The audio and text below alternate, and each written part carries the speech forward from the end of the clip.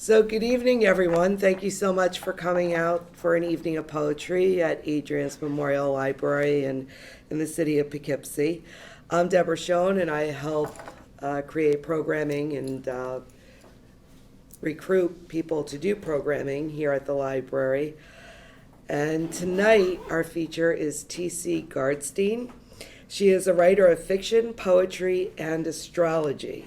Her novel, Circuit, is available online through Ex Libris, Amazon, and Barnes & Noble. If you are interested in her astrological services, her email is plutorisingastrologer@gmail.com, or message her on Instagram at Pluto_rising_astrologer. There. And she's also a professional proofreader and copy editor. She's a native New Yorker. She's lived in Poughkeepsie for 3 years and just moved back to Brooklyn. And she is thrilled to be back here this evening to share her work with us. So please join me in giving TC a warm Poughkeepsie welcome.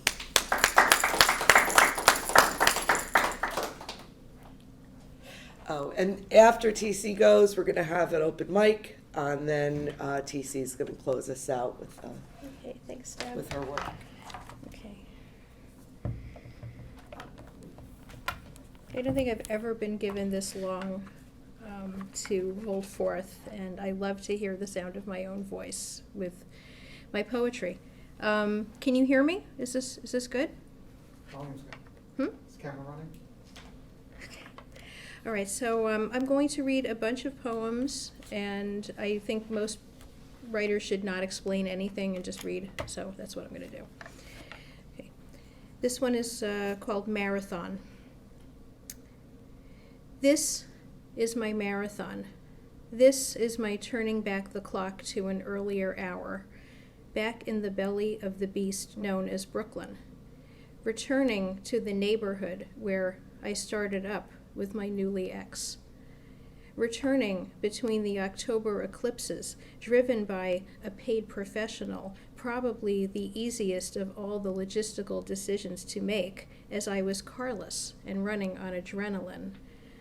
You see, once I finally awoke from a Russian nesting doll of a decade-long dream, each rapid eye movement contained by a larger lack of consciousness with a barely visible seam, or was it willful blindness, optimism, fear, love, all of the above?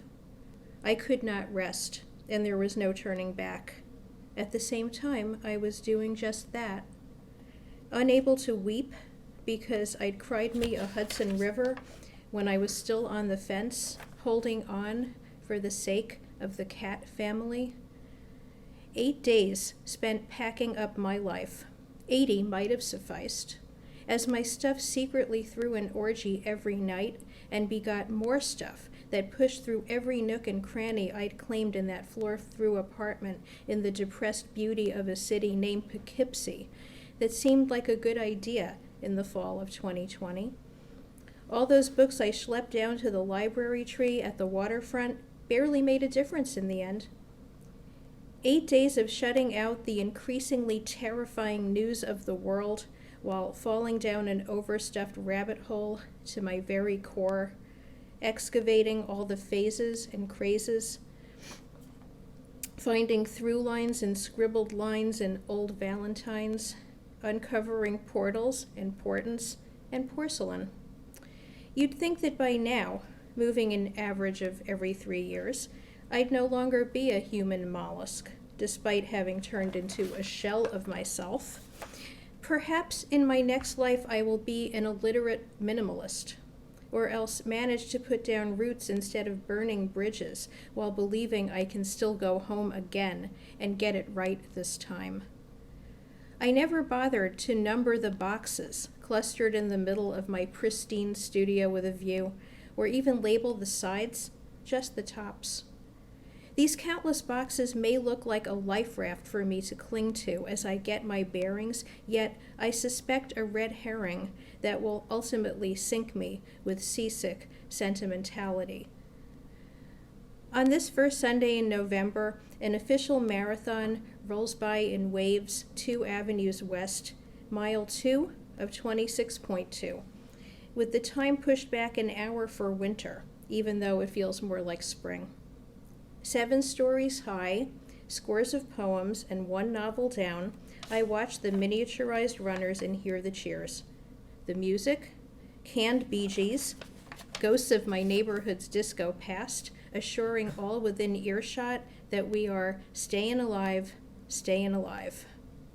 This is mile who knows of I secretly hope there's a point while swearing it's the journey, not the destination of my marathon. This one is called Ode to a Baby Elephant, rejected by his mother. It's been 2 days, and I still can't get your image out of my mind, crying your tiny elephant eyes out, burrowed under a blanket, red tongue unfurled in sorrow. I can hear what your heartbroken bawling must have sounded like all the way from China, and I cannot bear to cover my ears. I have to let myself hear your unvarnished pain. At first, the zookeepers thought your mother stomping on you was an accident. You were just a few hours old, and you had to be separated from the one who gave birth to you. When you were returned, the same thing happened. This time, it was clear that something was very wrong here. Perhaps you reminded your mother of the bull who'd knocked her up but didn't stick around because of zoo policy, or maybe she was just crazy. When you were removed from your mother's presence for good, you cried for 5 solid hours. She had twice tried to stomp the life out of you, and you were inconsolable, because she was still your mother, and you were still her calf. And you knew that this was not how it was supposed to go. A zookeeper covered you with a blanket as you lay there and spoke softly to you until you finally calmed down. I wonder what he told you. In China, you are supposed to respect your elders. Does this hold true for abusive elephant mothers? This zookeeper apparently adopted you. So this story has a happy ending. Yet I am haunted all the same. I wonder if you will need a support group or therapy, so that you will not fear or mistrust all female elephants who get close enough to stomp on your heart. I fear that you will fall in with malcontents who will blast retro death metal and pierce your trunk in 3 different places and urge you to self-medicate because your mommy never loved or wanted you, and your daddy was a stranger. Baby elephant, motherless, fatherless, I hope you will make out okay. May your life be filled with enough joy and a sense of belonging so that your elephant's memory will recall your brutal beginnings as something broken that got fixed. This one is called Bubby Cookies. My Bubby baked cookies without a recipe, buttery, crowned with caramelized cinnamon sugar, lumpy and sweet, the way I saw her, even though she seldom smiled. Who told me it was because she was self-conscious about her crooked choppers? Her daughter, my grandma, or my grandma's daughter, my mother, whose own mouth I unfortunately inherited and is why I must visit the dentist every 3 months, despite benefiting from orthodontia? I convinced myself Bubby was sad from never knowing her own mother, whose remains were buried in the old country, Russia, so named because everyone was rushing to get out of there and sail into the American dream, and never discuss the past. Bubby knew better than to buy me toys, for I was spoiled rotten in that department, dolls for days, board games that mostly bored me because of the silly rules. Instead, one day, during a visit to her cluttered apartment in the bowels of a Brooklyn neighborhood that never became hip, Bubby unearthed a dry cleaner bag stuffed with schmatas. This might have been the first Yiddish word I learned, and I shall always associate it not with rags, but with luxurious fabric remnants, all colors of the rainbow, beaded, sequined, silky, satiny, netted tulle, embroidered with flowers from another planet. Or so I told myself, who also had to be from another planet, because I was a budding ballerina who defied gravity and defied logic, and just defied. This immediately became my favorite game that did not involve pencils or crayons. I was the story. I was the art. I shed my self-consciousness when I tied those remnants of Bubby's job as a piecemeal seamstress for some shadowy shop in the garment district during the Roaring '20s and the Great Depression around my thimble waist and comically square shoulders, and danced to the music of my early heroes, their songs playing not on Bubby's radio, but in my head. Tears of a clown. I feel the earth move under my feet. There is superstition. Of course, I was allowed to take this bag full of magic home, plus an old empty perfume bottle twinkling with tiny pink rhinestones and still smelling of long ago nights falling in love in a local ballroom with a young man with zigzag eyebrows, whom I only had the faintest of memories before he died. As Bubby put it to me, Zadie went away. When I invited my best friend into Schmata world, she did not see the point. It was not dress-up, and not even a Bee Gees LP on my first record player could turn my playroom into a disco. Strange how these days, when I bake, I measure to 1/8 of a teaspoon. Okay. Now I'm going to read one called Days of Awe. This is for my grandma, who would have had her 99th birthday a couple of days from now, 3 days from now. And she died earlier this fall. So this one is for Norma. In my memory's eye, it is always fall. When I am visiting her in the red brick house on Kings Highway she lived in for half a century, lived in, raised my mother and my aunt in, was a wife and widow too soon in, a house where she was always my grandma. Always the stench of what my father dubbed Garbage City, wafting from the dump by Starrett City on the Belt Parkway, hour-long drive to my first Brooklyn, a Brooklyn that still had a 212 area code, a Brooklyn before the reverse migration that would occur for my generation, longing for urban grit and hipster gentrification in equal measure. Always the yapping of Ginger the Yorkie when we rang the doorbell. Always fall, even when the trees were in bloom. Always a Sunday afternoon, even when I slept over while my parents were on a child-free vacation. Always being told by Grandma that it was my half-birthday. I was 4.5, and the trees outside the window were bare and dusted with snow. My mother's childhood room ghostly, my aunt's room where I dreamed, containing such grown-up wonders as a little pot of solid L'air du Temps. The scent always better than the changed formula when I was old enough to wear it. Always fall, no matter what the season, and I was always her only, then her oldest grandchild, everything old to her smelling and tasting brand new to me. First taste of wheatina, far too strong and earthy, though I kept trying to like it. First taste of pastina, first awareness of my preference to have it salted, not sugared. On the table, margarine, not butter. Pepsi, not Coke, in tinted Depression-era glasses. Honeyed carrots, and always a spoonful of honey when I had a sore throat, which was as often as possible. Is she here? Okay. Always she instructed me to eat the crusts of my bread to make my brown eyes even darker.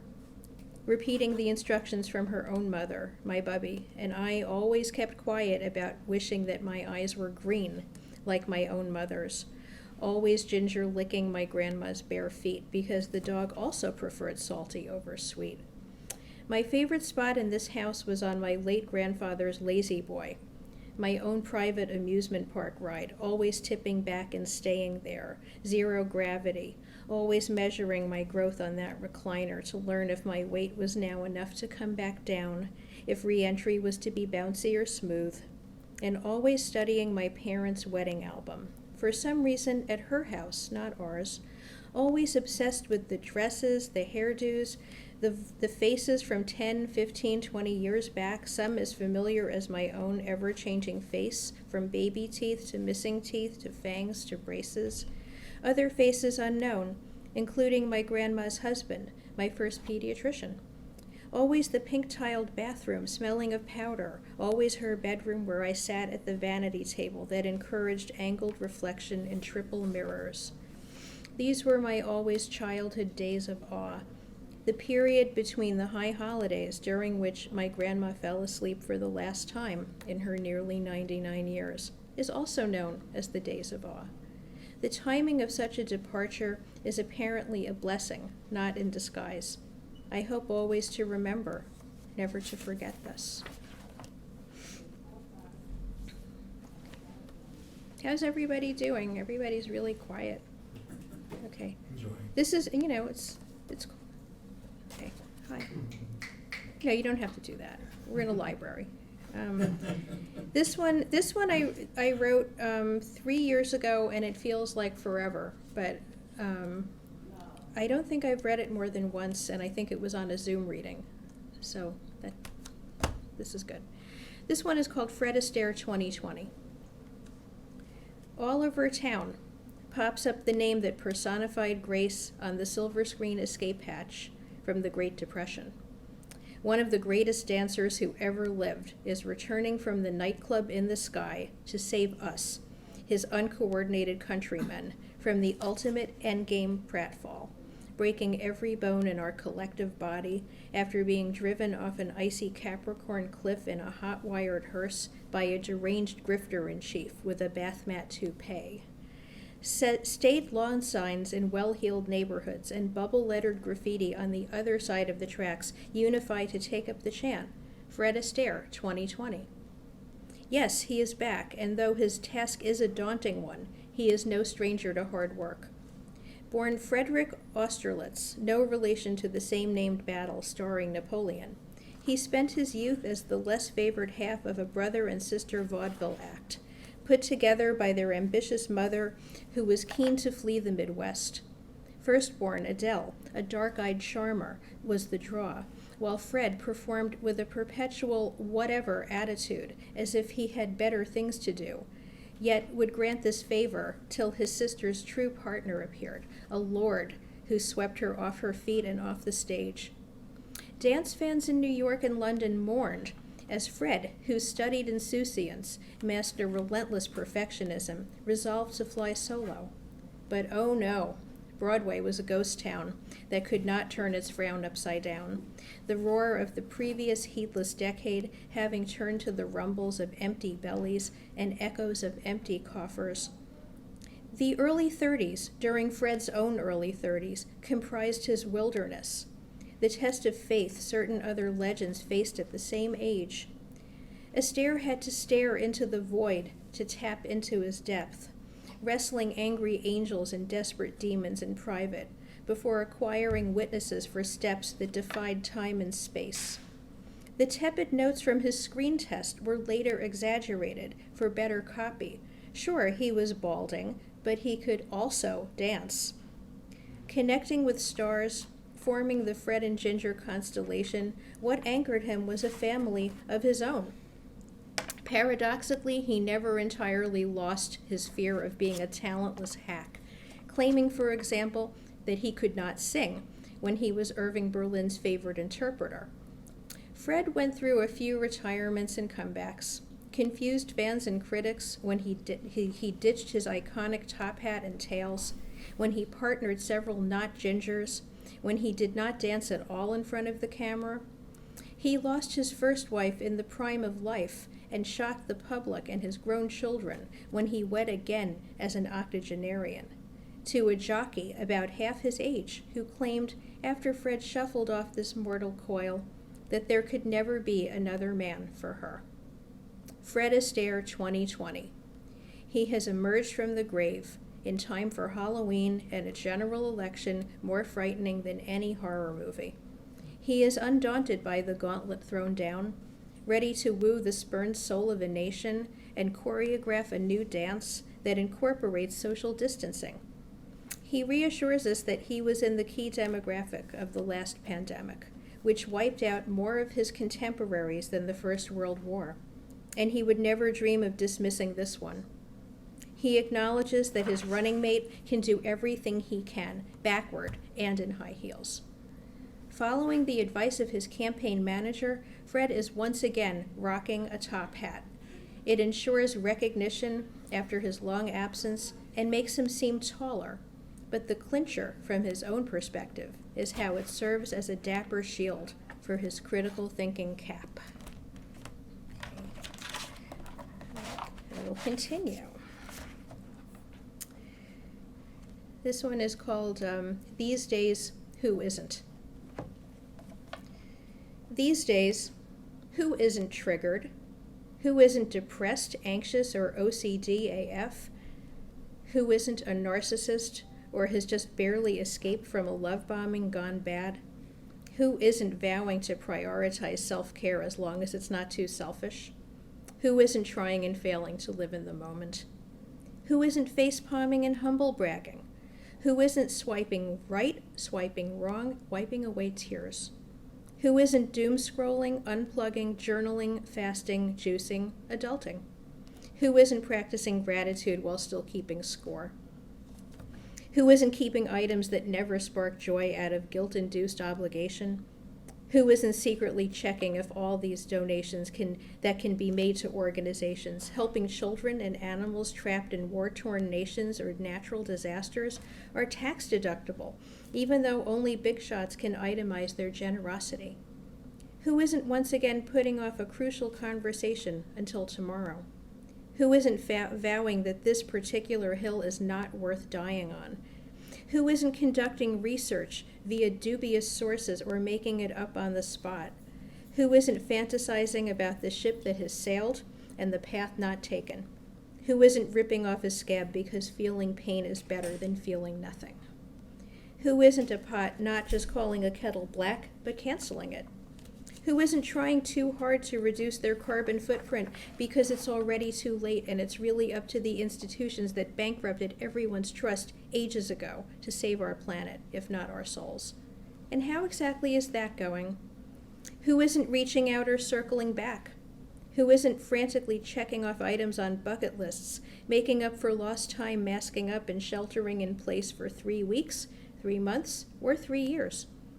Who isn't fantasizing about golden visas while knowing deep down that global gentrification is a problematic primrose path leading to the unfair displacement of locals and eventual retribution toward those tone-deaf entitled displacers who are trying to beat late-stage capitalism at its own game?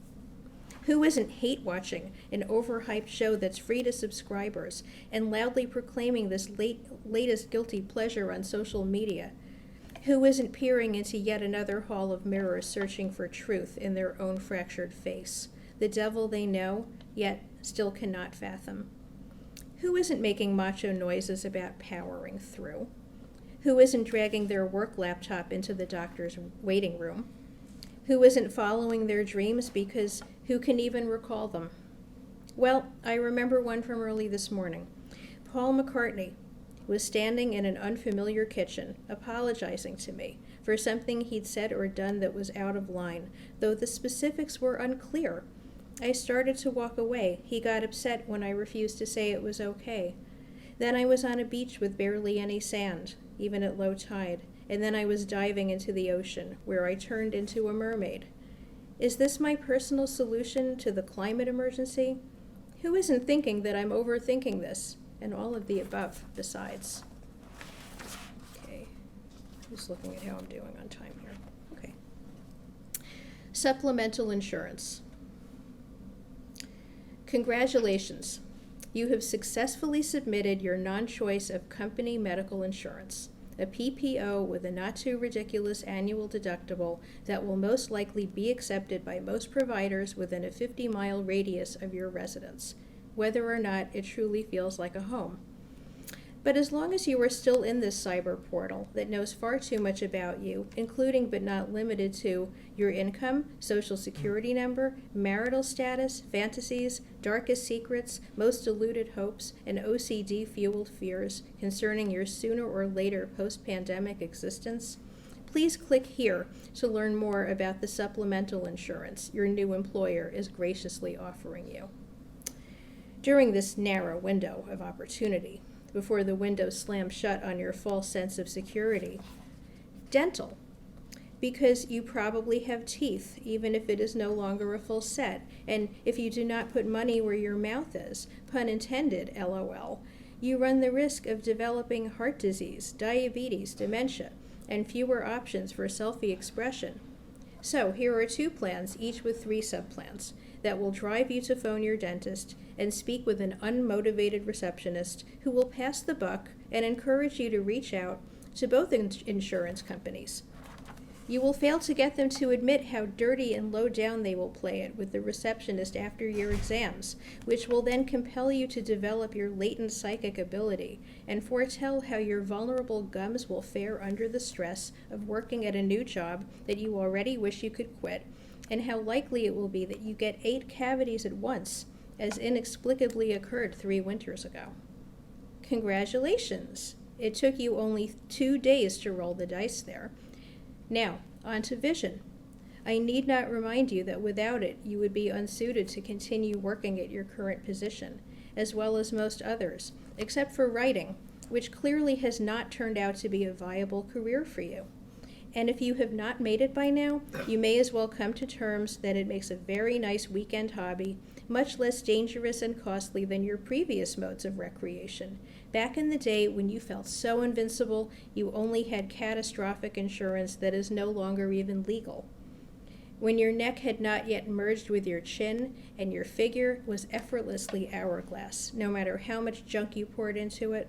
When you had appetites for far more than food and the energy of the pink, perpetually sunglassed Energizer Bunny that started pooping batteries when you were just a college freshman and is still going. Well, these days you yourself are barely functioning, but I digress. Here are 2 vision plans. No subplans so you can relax. Now then, if you can read the first one without adjusting the font size of your screen, you do not need it. If you can read the second plan, congratulations, you are unexpectedly fluent in Sanskrit. If you think there is no more to see here, another intended pun, guess again. You must click Continue to consider more supplemental options, such as life insurance in case you die. It is being offered free of charge, but you will need to ponder your beneficiaries, and it is no joke that one of them can be yourself. Also gratis, dismemberment insurance. Disability insurance is somewhat reasonably priced, either short or long-term, take your pick. If you actually have any money left in your pay period to squander on further supplemental insurance, click here to cover your increasing impatience toward the relentless workload that is inexorably alienating you from your initially impressed supervisor. Next, click here to cover your heart in case it breaks, with an option to replace it with a non-fungible token. And finally, click here to cover your cold feet for the rest of this seemingly endless winter. Remember to submit in every sense of the word by the last day of this month, or else the selections you sweated over will vanish the way even your most vivid dreams do when your alarm clock, which you consider charmingly retro but is really embarrassingly archaic, drop kicks you into yet another soul-sucking day. Whew, that tired me out. Okay. This one is called Haiku Barbie, limited edition 2021. I really think we need to lighten things up here. So, 62 today. Don't need plastic surgery, since I am plastic. It's been quite a ride, based on a German sex doll, tamed for U.S. girls. My first face was best, with sideways glancing snake eyes and a vampy pout. I've held every job from model to astronaut, idiot, savant. I'm friends with celebs, yet hated by feminists, and Sister Skipper. Sex with Ken? No way. We lack the genitalia. Yet kids keep trying. Sometimes worth thousands, if never removed from box, other times dismembered. I was born this way. Don't harsh on my measurements. I'm a fantasy. My sign is Pisces. I'll meet you on the dance floor. I'll be your mirror. For a birthday gift, I want a COVID vaccine and, of course, world peace. Okay. I guess we're sort of into the pop culture segment right now, so this is a new one. This is for Gufo. It's called The Fugitive. Only in a QM production, created before color TV came to mirror a nation transported from Kansas to Oz via a hurricane called the 60s, could fate move its huge hand to save an innocent man from the death house. Only in 1963, just before everything that was every day was derailed, like the Deus Ex Machina train in the opening credits, turned upside down and turned into a happening, instead of just stuff that happened, could Dr. Richard Kimball escape into an America whose residents were more likely to own a TV than a phone? Only in that strange limbo of between too late and not yet could this fugitive disappear when Lieutenant Philip Gerard closes in, then reappear to save him not once, not twice, but enough times to make even the squarest straight shooter ponder this pair's inescapably mystical bond, their karmic dynamic. Only in such a time and place could Kimball change his name more frequently than his underwear and secure menial jobs and scramble his social security number for so long, 4 seasons, with his wanted poster seemingly everywhere, without getting so caught he couldn't get out. If he suffered from blisters or BO, toothaches or IBS, he never let on. There is sometimes a suitcase he must ditch while running for his life in shoes not fit for running. Sometimes the suitcase resurfaces or appears as a different model. All Kimball requires is black shoe polish to dye his hair gray even before a one-armed man murdered his wife for no good reason. Kimball, a man of science, has the faith to keep searching across the vast U.S. of A., twanging with fiddles in cowboy country and sanitized bebop and pearl clutcher cities roiled by juvenile delinquents out for kicks, trying to make the scene. Kimball may be some sort of symbol, but he is no Christ. He is gentle with children, animals, outcasts, yet does not turn the other cheek, and is exceptionally handy with his fists. Whenever the absurdity of his situation hits him, he allows one corner of his mouth to twitch just enough for us to witness it on the other side of the screen, even though no one in his world ever seems to notice. Kimball always picks the wrong town to land in, and always has to save the day. Character actors like Bruce Dern, Robert Duvall, and Dabney Greer keep popping up, and Kimball keeps keeping on. When the show goes from film noir to color, Kimball gets laid more, and now there's a price on his shoe-polished head. But by this final season, the fugitive is fading, running tired, getting sloppy. Even in 1967, QM could not produce the episode I most want to see. Kimball in San Francisco, working at the free clinic, having to tend to Gerard, who was in town searching for his runaway teenage niece, and gets dosed at a love-in via lysergically enhanced Kool-Aid, and naturally has a bad trip rendered in cheesy kaleidoscopic camera work, and thinks he is hallucinating when he sees Kimball at the clinic. Of course, our reluctant hero not only helps his hunter, but finds the runaway girl before she falls into the clutches of either clean-shaven Hells Angels or a watered-down Jim Morrison at the Avalon, whose quasi-psychedelic performance offers a brief respite from the chorus of constipated penguins that announces the arrival of the man in nearly every episode. A missed opportunity or what? Still, at least Kimball finds some comfort in the arms of some free-spirited women born too soon to be flower children, and his medical training never results in malpractice suits or even accusations of his being in league with evil Big Pharma. Only in that time and place could he be a wholesome Houdini. Everything moved slower, took longer. No social media, no smartphones, no World Wide Web to ensnare him, not even fax machines to transmit his stats. Kimball may be too good to be true, even for a QM production.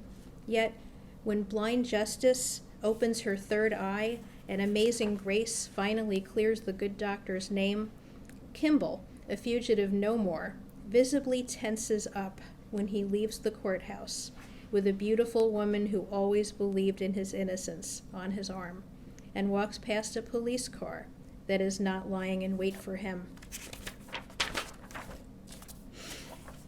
Okay, I still have a little time left, right? How are we doing? Is that based on the Harrison Ford movies? No. This is the TV show. Okay. This is the real fugitive. This is the OG fugitive. I've actually never seen. What does OG stand for? I don't know if I should say. Original gangster. Old guard. I think original gangster. Okay. No, I don't know about the movie, but the TV show is just tops, and I recommend it highly. Even though I basically spoiled it for anyone who wants to see it. Sorry. Okay, this is what happens when you write about television. This one is. I guess I should.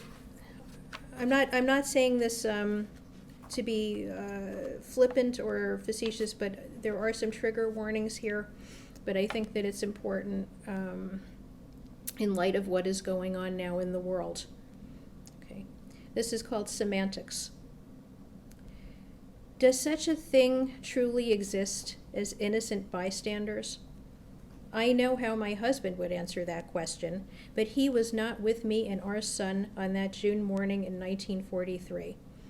He'd escaped to the Soviet Union 2 years earlier, leaving his young family in a Polish village to pose as Catholics. He gave me a tiny silver cross on a chain as thin as a hair. I could never imagine his stealing anything except for my heart. Still, I chose not to ask how he had acquired this parting gift, this talisman, and doubtlessly in his mind, a metaphor. My husband was fond enough of me, but his true love was language. He was always pondering the meaning behind the most mundane words, before the occupation, before the war. I could not go to the market without my list being examined for subtext, studied for bruises the way I selected fruit. He escaped before our son could say more than Mama, Papa. The ruse worked until it didn't. Finally, inevitably, I am arrested by local police and turned over to a Nazi who will march me and my boy into the Jewish cemetery and murder us. 5 years later, my husband will take a break from his obsessive cataloging of every single euphemism used by the SS, words like Abgang, exit, and Evakuierung, evacuation, that fell under their final solution umbrella, and return to the village where his wife and son died. There he finds many of the innocent bystanders, who candidly report to him what happened, unvarnished, unleavened, perhaps because they were not Jewish and still hated the Jews, so why bother mincing words? They tell him nothing but the truth, that I'd said I wanted to be shot first because I did not want to see my son's death, that I'd refused to undress on the Nazis' command, that our son, barely 3 years old, cried out, "Where's Mama? Where did she go?" As I lay on a patch of grass, blades overgrown because the grounds were no longer maintained. No longer able to answer him, although my life was not spared. I was spared having to see the Nazis' first shot merely wound my boy, and the second shot stop his screaming. Yet somehow, in the void I entered, I still knew exactly how he died, without eyes and ears to see and hear it, or for that matter a nose, to smell my boy's shit and piss pooling on that overgrown patch of grass. Yes, my dear husband, scared shitless is simply the truth.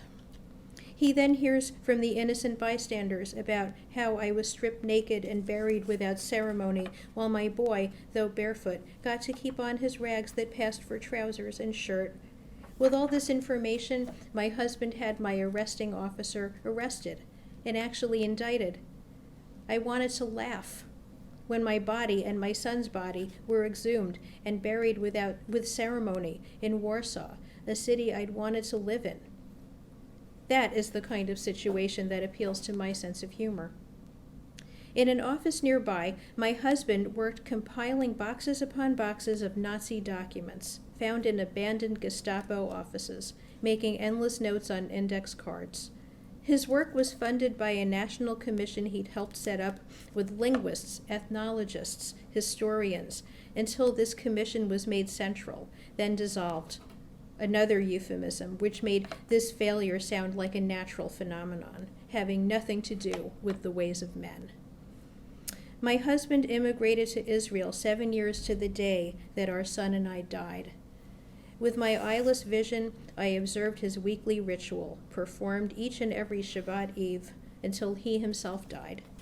Of handling 2 items he'd found in our ransacked home, his pale, nervous fingers, perpetual victims of paper cuts, would rub the tarnish on the tiny silver cross that had somehow evaded the looter's notice. I hadn't been able to wear it for the final week of my life because the hair-thin chain had broken, and I owned no other. And then my husband cradles in his hands a small, jagged piece of brown leather, remnant of our son's 3rd word, shoe.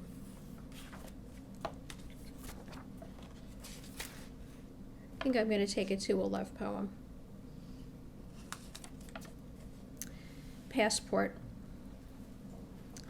I could be your passport, with dated stamps only visible against blood-red sheets and a matching sky, but only if I am in the mood.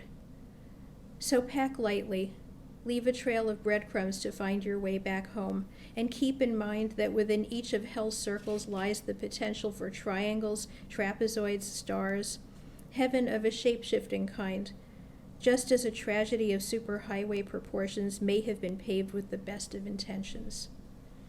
I have changed my secret password so often that I must run through endless combinations to unlock myself once again. Achilles' heel or saving grace.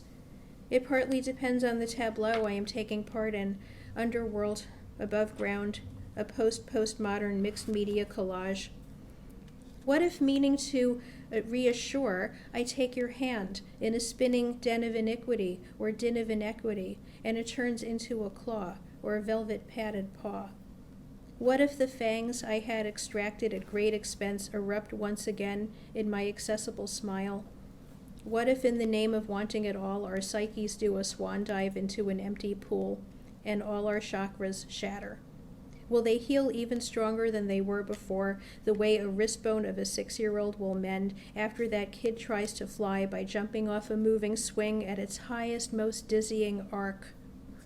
It's all fun and games until you discover just how often your innocence can be retrieved in a lost and found bin, a taped-up cardboard box containing hats and scarves and lone gloves beneath a grimy counter in the last establishment you frequented, then lost yet again, until such exploration becomes an unofficial occupation, and there are no tax cuts or blueprints for this sort of job. I've got one more very short one. Good. And this will be my last one. This is where we came in. This one is Farewell, Poughkeepsie. Poughkeepsie, I hardly knew ye. In all my time up here, years totaling 3, was I too late to arrive, or perhaps too early? Meeting you during a pandemic was surely not easy. Instead of unwinding, did I wind up forcing the glee? Your air was so fresh compared to the city, yet your crisp sweetness turned out to be fast-fading, olfactory, a short-lived novelty. I was not alone, yet felt desperately lonely, because things were falling apart with my sweetie. No matter how often or seldom we'd party. We never got wheels, which was a real pity. As being carless marooned us, we were far from free. Even though, admittedly, as the pandemic faded more recently, he's walked to your bars that have karaoke, and I've walked to poetry events at your library. Still, I failed to make any friends locally. Disenchantment overnight or gradually? Well, your magic at the waterfront I could no longer see, and your river spirits ceased singing to me. A dead seagull with its eyes pecked out, juvenile wings gauzy, stirred by your icy winter wind, an exercise in futility, I interpret it as a bad omen, naturally. Yet this gull did not plant the seed for my decision to flee. Your city's sadly decaying beauty, your Indy 500 wannabes on a speeding spree, your biker gang announcing their weenies were teeny by revving their engines into infinity. The die of my departure had been cast already by one of your bats that escaped our belfry and wound up in our bathroom, killed by a kitty, climaxing in a rabid emergency. Is this goodbye basically a rhyming apology to you, an odd place with the odd name of Poughkeepsie? I must acknowledge that ultimately you provided a haven amid tragedy. I lost my job and therefore my salary. I lost my health and I lost my honey. At times I even misplaced my sanity. Yet I also know with absolute certainty these losses had nothing to do with geography. I shall choose to remember your sympathy that manifested as an ancient tree. Whatever the season, it was my cup of tea. Yet, you never felt like home, unfortunately. We just didn't click, truthfully.